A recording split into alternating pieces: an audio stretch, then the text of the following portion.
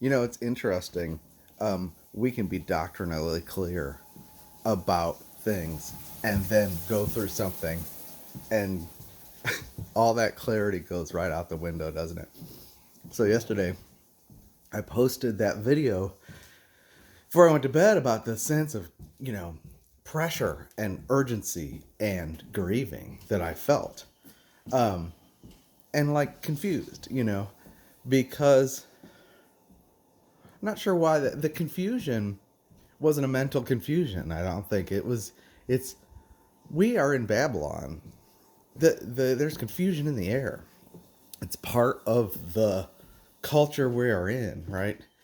And so anyway, I was sharing that I felt all this, and I usually don't watch a whole lot of the this is about to happen, this is about to happen videos. But yesterday I felt kind of led to, and what I kept seeing in everybody felt the same thing yesterday. Now, I've done several videos where I was responding to a feeling that everybody had, and then everybody jumped on my wall and confirmed, yeah, I had it today too, that nothing has changed.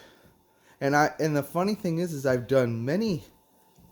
When I say nothing has changed, I mean the principles that describe why we're feeling these things are the same as they've been. And I've been clear about them and even done videos about them. And yet, when they come upon you, you're bewildered each time. It's just interesting.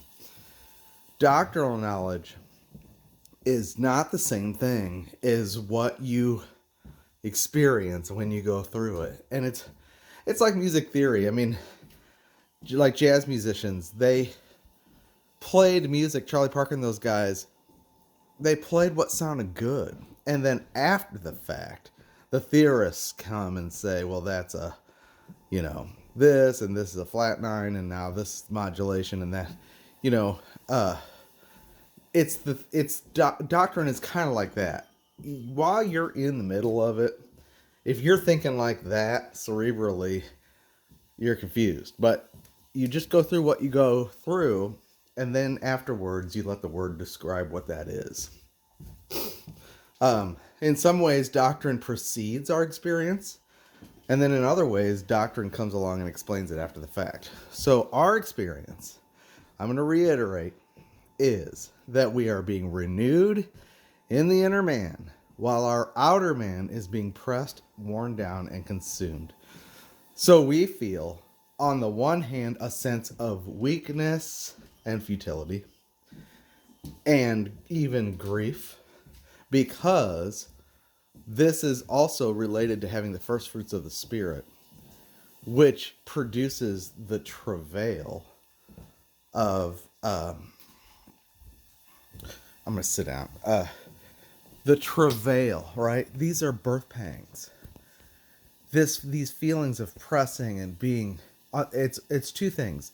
In the 2 Corinthians sense, it's that we are being pressed and the life of Christ is being wrought into us. As we look to those things which are not seen, we walk by faith.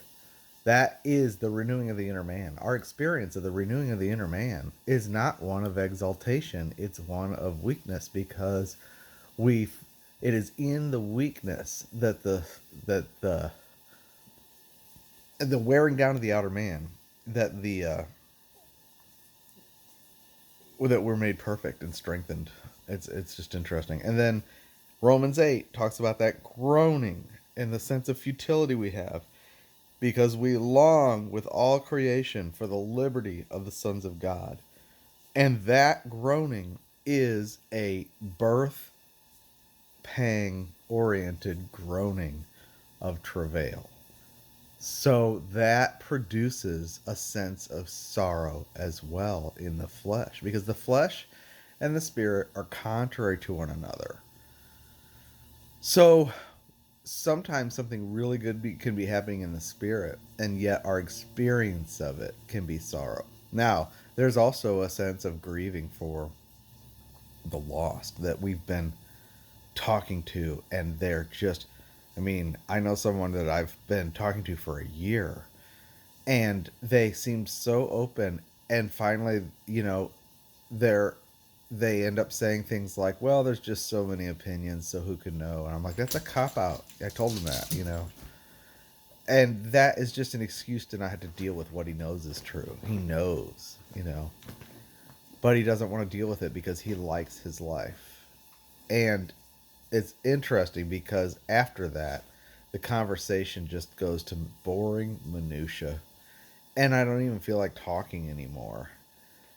So, what is that? It's just like, after a while, it's just like, what else can I say? I can't say anything.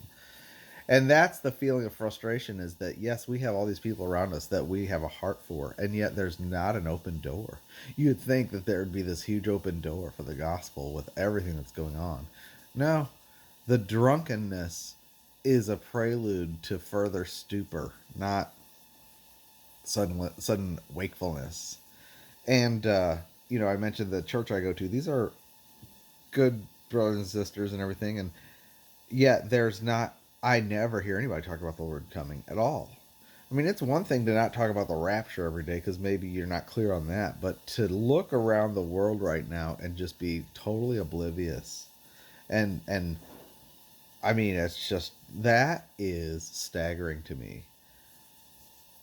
I think it's surprising to God. So anyway, it is a now, as far as somebody asked, what happens to the believers who aren't watching, they'll be raptured too, because it's whether we're asleep or awake that we will be together with Him, and that wakefulness is in contrast to being drunk. And you can be drunk with this world and asleep in it and weighed down, and that day come upon you like a thief, right? And there will be a loss, whatever that is, when you see the Lord, but you'll still be raptured. Um, and that's sad. We don't know what that is, but we don't want to be like that. We really want the Lord to keep us going here.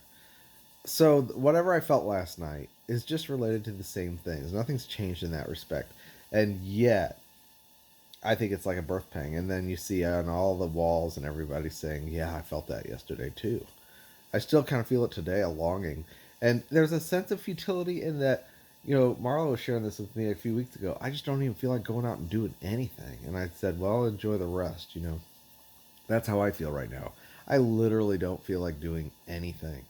I just want to sit here and I want the Lord to come back now.